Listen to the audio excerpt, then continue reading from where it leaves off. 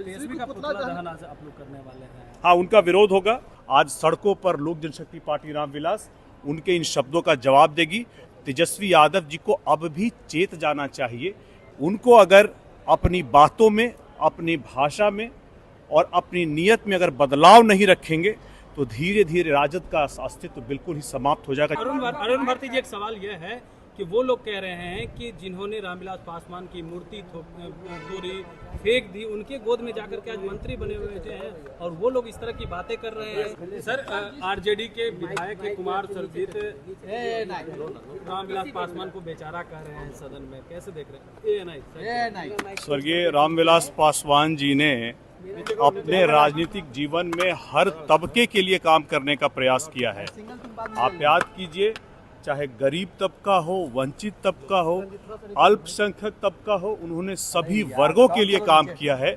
लेकिन राजद के लोगों की हमेशा फितरत रही है कि वो जितने भी महापुरुष होते हैं जिन्होंने समाज के लिए काम किया होता है, अपने स्वार्थ के आगे वो किसी और को नहीं देखते हैं।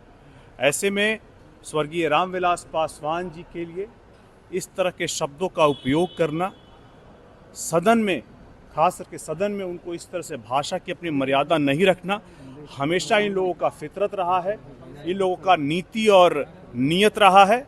ऐसे हम लोग को ध्यान रखना चाहिए कि ऐसे लोगों से चुनाव में जिस तरह से जनता ने जवाब दिया है, आज सड़कों पर लोक जनशक्ति पार्टी रामविलास उनके इन शब्दों का जवाब देगी।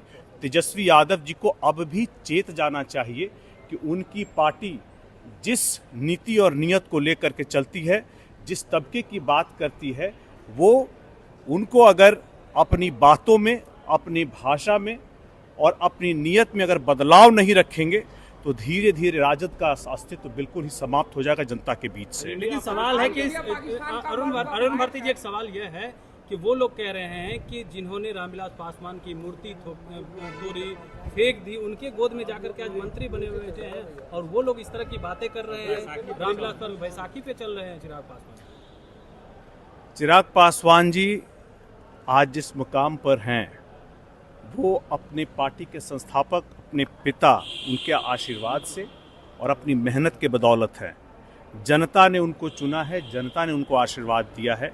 लगातार लोकसभा चुनाव से लेकर के विधानसभा चुनाव में चिराग पासवान जी के विचार, उनके द्वारा किए गए जनता के लिए, समाज के लिए काम पर जनता ने उनको वोट दिया है। उनको यहाँ ला करके आज सदन में 19 विधायकों के माध्यम से जनता की आवाज़ उठाने के लिए रखा है।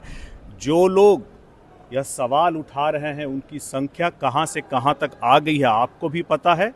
अगर उन्होंने अभी भी आत्मीयता नहीं दिखाई, धरातल पर रहकर काम नहीं किया, तो वो समय दूर नहीं है जब तेजस्वी जी मात्र एक संख्या की विधायक वाली पार्टी रह जाएंगे।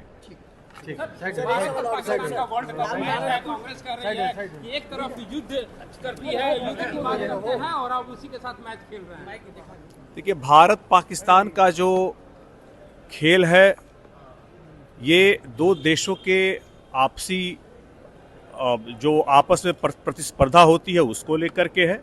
ऐसे में हर जगह राजनीति खोजना और हर जगह दो देशों के बीच जो परस्पर बातचीत होती है, जो सद्भाव होता है, उसको सवालिए घेरे में लाना गलत है।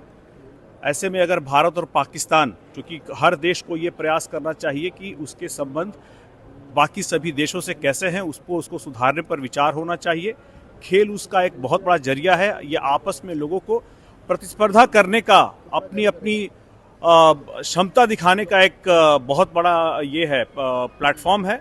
अगर लोग खेल देख रहे हैं, जनता देखना चाहती है, तो अब इसमें राजनीति ला करके खेल को भी बदनाम करना ये सरासर गलत होगा।